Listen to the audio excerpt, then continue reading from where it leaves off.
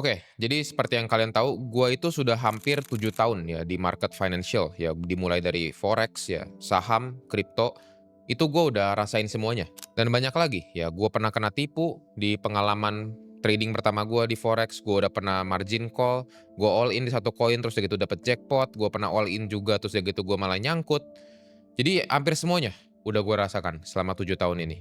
Dan jujur ya, kalau misalnya gua dulu nemu ada video seperti ini yang seperti yang gue bikin sekarang, mungkin gue bisa hemat ratusan juta bahkan miliaran ya dari loss gua dan juga menghemat waktu gua ya dari trader yang awal-awal masih ngasal sampai akhirnya jadi profitable. Bisa jadi gua bukan 3 tahun tapi cuma setahun gitu gue jadi trader yang profitable. Jadi di video kali ini gue bakal kompres semua ya, hampir 7 tahun pengalaman gua di financial market gue bikin jadi satu video ya, dan ini nggak ada di teori manapun, ya ini nggak ada di buku manapun, karena ini pure dari pengalaman gue pribadi.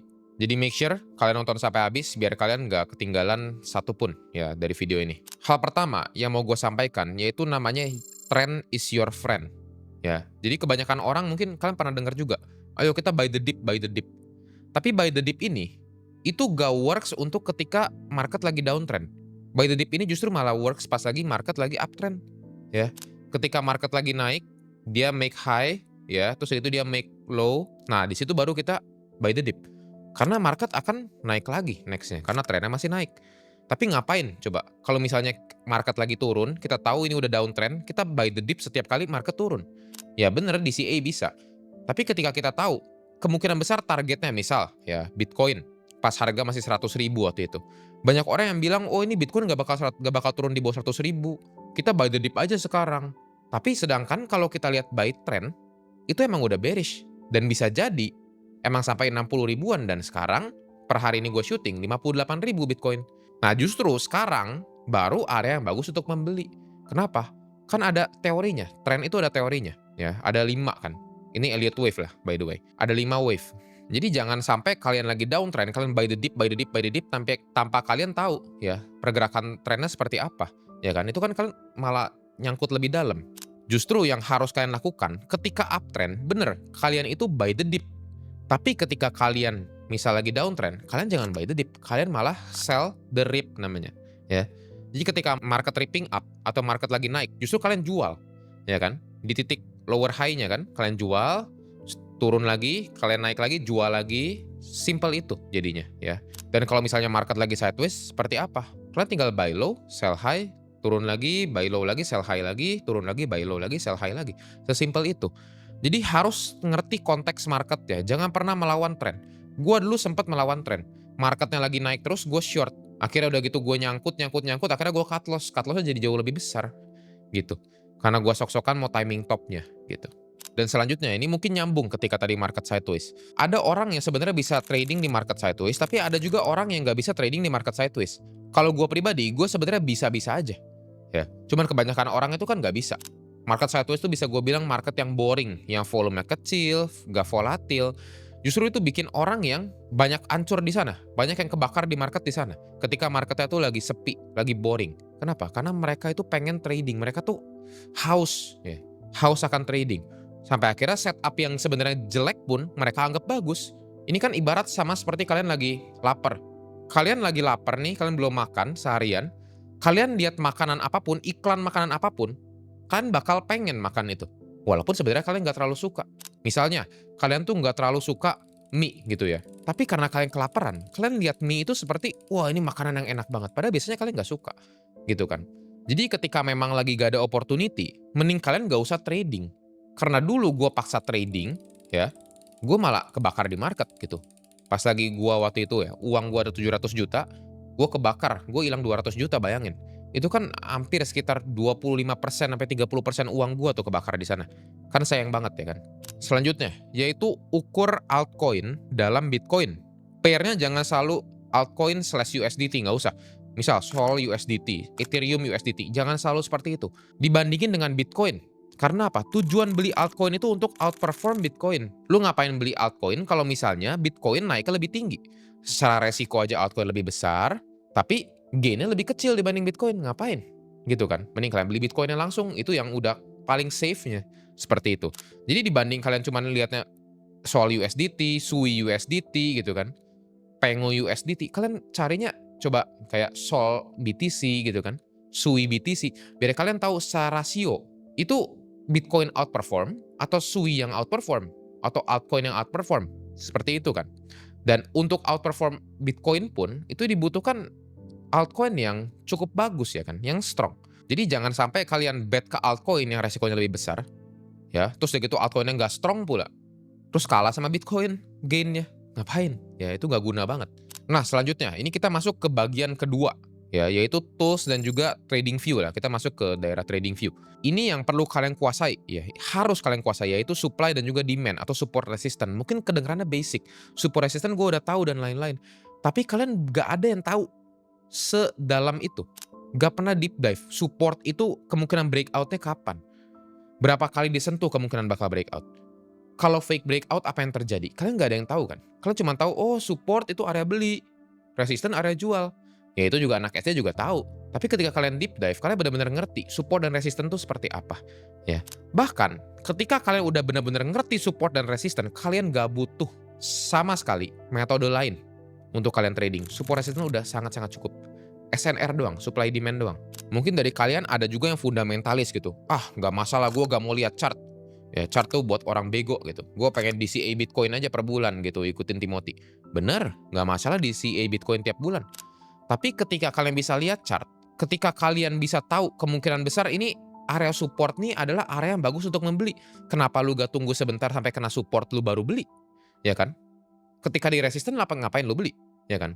Resisten justru lu antara jual atau lu hold aja, tunggu sampai harga turun ke support baru lu beli. Harusnya kan seperti itu, yang lebih bijak bisa gue bilang. Dibanding lu gak ngelihat sama sekali chart. Karena secara gain juga pasti bakal jauh lebih besar. Kalau kita lihat chart, kita tahu key level mana yang kemungkinan bakal jadi harga murahnya. Ya, seperti itu. Oke, kita lanjut ya. Ini mungkin salah satu hal yang banyak orang tuh, yang pemula terutama, itu belum mengerti. Ya, harga koin murah bukan berarti itu murah. Bukan berarti itu layak dibeli. Contohnya, banyak orang yang sering bilang, ngapain gue beli Bitcoin? Bitcoin harganya udah 60.000, udah 1 miliar. Gue mending beli Dogecoin. Gue mending beli Doge. Harganya masih 0, sekian dolar. Itu murah. Tapi mereka tuh nggak pernah ngerti supply-nya berapa, market cap-nya berapa. Seingat gue, sekarang Doge itu market cap 11 billion US dollar. Ya, 11 miliar US dollar.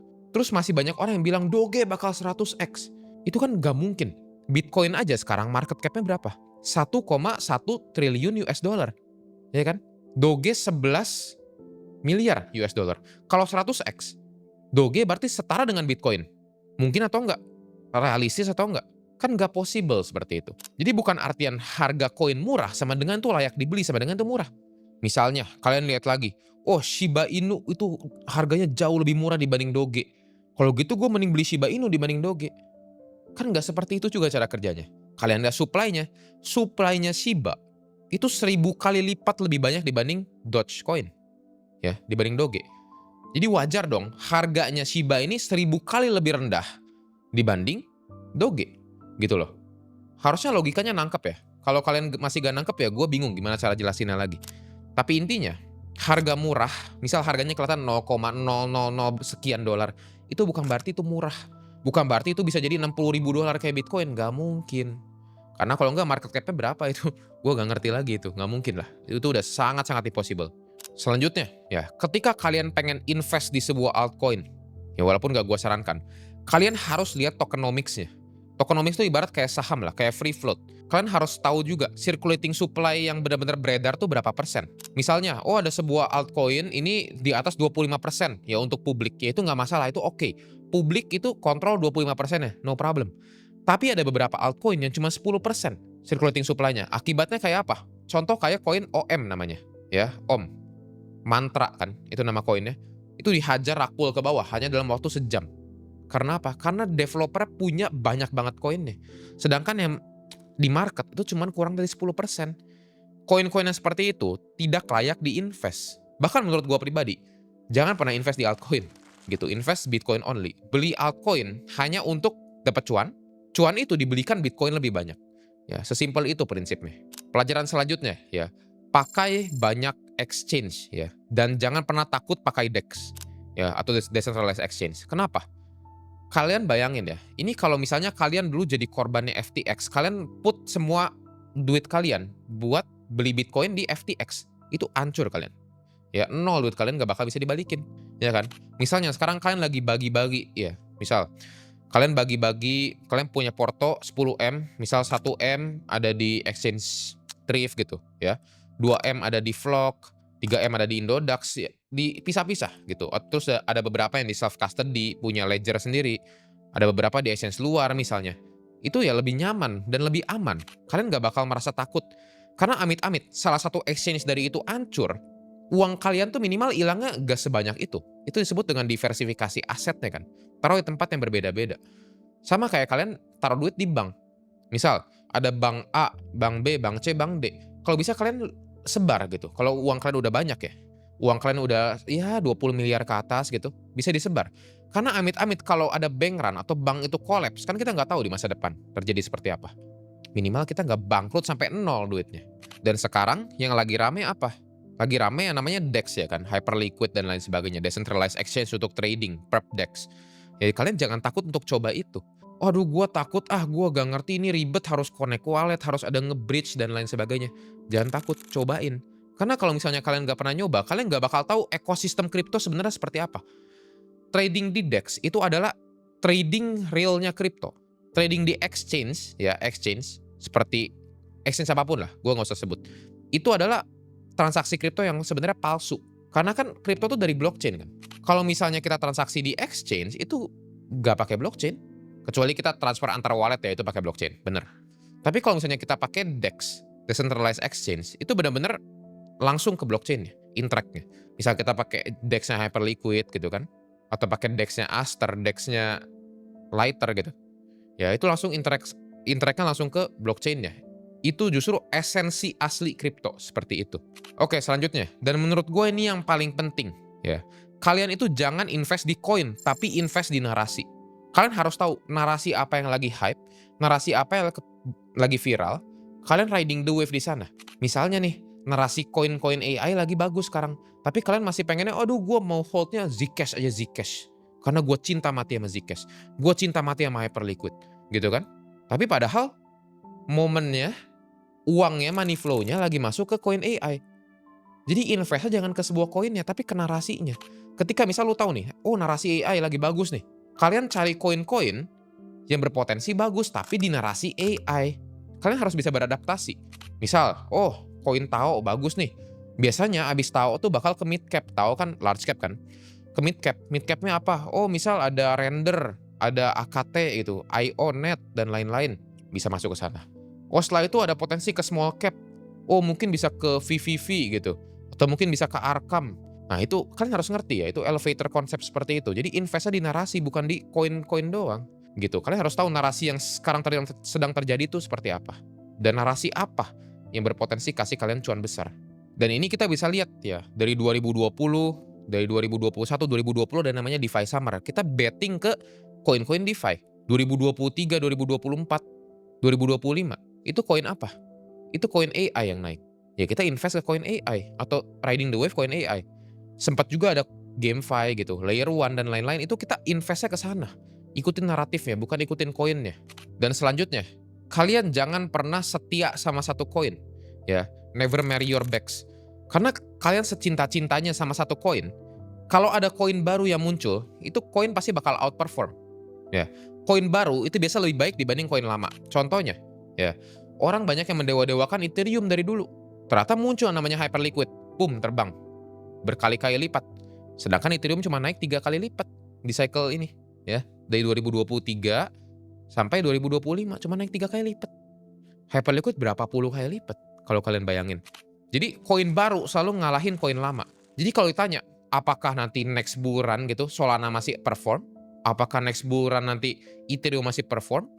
Atau mungkin koin-koin apapun itu masih perform? Belum tentu. Karena ketika ada koin baru, attention-nya bakal ke koin itu. Karena kripto ini kan bukan soal cuman project-project doang. Tapi ini soal attention manusia dan narasinya lagi seperti apa. Percuma lu mau project sebagus apapun, tapi gak ada yang lirik, itu project gak bakal terbang. Koin tuh gak bakal naik. Tapi mau koinnya itu sampah, sesampah-sampahnya kayak meme coin, gak ada utility, gak ada apa-apa. Tapi attention orang lagi ke meme coin itu, ke Pengu gitu misalnya, naik berkali-kali lipat. Jadi yang paling penting di kripto itu adalah narasi dan juga attention-nya manusia.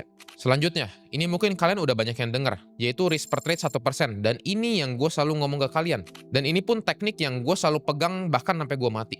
Ya, risk per trade-nya nggak usah terlalu besar. 1-3% udah sangat-sangat cukup. Karena dengan kalian risk per trade 1%, kalian pasti bisa tidur nyaman, tidur tenang. Kalian nggak bakal kena mental ketika kalian trading. Selanjutnya yaitu konsisten dari compounding risk to reward kalian. Kalian itu ketika kalian trading, kalian dapat misal 2R sekali profit atau 3R sekali profit. Itu kalian compounding sedikit-sedikit. Jangan sampai itu sekali kalian trading karena kalian overconfident atau oversize, itu jatuh semua. Yang udah kalian kumpulin selama berbulan-bulan gitu ya, udah kayak tangga step by step, itu hancur dalam sebulan. Atau dalam semalam bahkan, karena kalian greedy. R itu sangat bisa compounding. Misalnya, maksudnya gimana? Lu udah $1.000, ya, ini nanti gue kasih suruh editor gue pakai ilustrasi ya. Lu punya $1.000, terus udah gitu, lu pakai risk per trade-nya 1%. Berarti 1%-nya $10. Sekali kena stop loss itu $10. Sekali profit, kalau kalian RR 1/3, itu $30. Nanti kalian uangnya nanti nambah tuh, jadi $1.030. Itu nanti bukan $30 lagi kalian dapatnya. Kalian dapatnya jadi $30 lebih, ya kan? Nanti misal kalian jadi $2.000 nih uangnya. Udah bukan $30 lagi sekali kalian profit. Bisa dapatnya $60 sekali kalian profit kan? Itu yang disebut dengan compounding. Itu kenapa gue bisa grow porto dari kecil sampai miliaran rupiah tuh karena seperti itu. Ya, karena RR ini bisa compounding. Selalu seperti itu. Selanjutnya, yaitu quality over quantity. Lu nggak perlu charting banyak-banyak banget. Lu nggak perlu trading sering, ya. Lu trading sehari 10 kali, 20 kali itu nggak butuh. Lu seminggu trading 3 kali atau 2 kali juga udah sangat-sangat cukup. Lebih mementingkan kualitas setup dibanding kuantitas.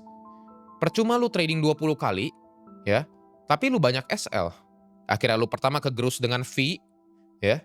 Terus kedua, lu profitnya juga sedikit. Tapi kalau lu trading cuma sedikit, misal 2 atau 3 kali gitu ya, itu lu dengan probabilitas yang bagus ya, itu lu bisa dapat cuan yang lebih besar. Jadi lu nggak perlu tradingin terlalu sering, yang penting kualitas trading setup lu bagus. Ya, ingat itu. Selanjutnya, yaitu kalian jangan pernah yang namanya pakai akun demo. Akun demo tuh nggak bakal bisa bikin kalian berkembang. Itu kayak kalian itu trading, tapi bukan pakai uang kalian, itu nggak bakal ada feel-nya. Ketika kalian loss, kalian nggak bakal merasa kehilangan. Kalian nggak bakal bisa kebentuk mentalnya. Karena mental kalian bisa kebentuk karena kalian loss, karena kalian margin call. Itu yang berlaku dengan gue, itu yang terjadi dengan gue. Ketika gue margin call, itu gue jadi jauh lebih kuat mentalnya. Gue belajar sesuatu. Gue terpaksa untuk belajar. Tapi kalau misalnya kalian pakai akun demo, kalian loss nih. Terus, so what? Itu akun demo kok. Gitu kan? Kalian nggak bakal merasa ada feel guilty. Kalian nggak ada merasa untuk harus berkembang, harus evaluasi, itu nggak ada. Jadi stop pakai akun demo. Mending langsung pakai uang. Langsung pakai uang beneran. Tapi jangan terlalu besar size-nya. Ya, jangan sampai kalian pakai uang yang terlalu besar size-nya. Sampai kalian itu nggak punya uang lagi untuk makan. Jangan seperti itu. Ya, misal kalian punya 10 juta, pakai aja 1 juta aja. Kalau 1 juta itu hilang, nggak masalah. Kan hidup kalian juga nggak kenapa-napa kan. Mungkin tetap sakit ya. Hilang 1 juta. Tapi ya udah, kalian masih bisa hidup gitu loh. Ya, ngerti ya? Dan yang terakhir, ya, kalian harus tetap stay 50% Bitcoin. Minimal 50%. Kenapa? Karena ini portofolio yang benar-benar works untuk gua. Dan gue juga belajar dari waktu itu gue pernah kebakar portonya. Ketika uang gua waktu itu 700 juta, gue kebakar 200 juta lebih. Itu 30% dari porto gua. Karena gue full di futures. Tapi ketika gue Ketika gue diversifikasi sedikit, 50% Bitcoin, 50%-nya trading futures. Itu ketika gue bener-bener drop misalnya, gue lagi banyak loss. Ya itu gue nggak masalah karena Bitcoin gue masih bisa cuan. Dan juga gue jadi ganti mindset trading gue. Gue trading untuk lebih banyak beli Bitcoin gitu. Bukan untuk trading di compound, trading terus. Tapi lu trading untuk beli lebih banyak Bitcoin. Itu mindset yang harus kalian pahami, seperti itu. Jadi segitu aja ya, 7 tahun dari pengalaman gua kompres jadi satu video ya. Gua harap kalian merasakan manfaatnya dan kalian bisa share juga ke teman-teman kalian biar teman-teman kalian juga bisa merasakan manfaatnya dari video ini. Dan kalau kalian nonton video ini sampai habis, kalian bisa komen ya, prinsip ya di kolom komentar di bawah. Oke, kita akan bertemu lagi di video yang berikutnya.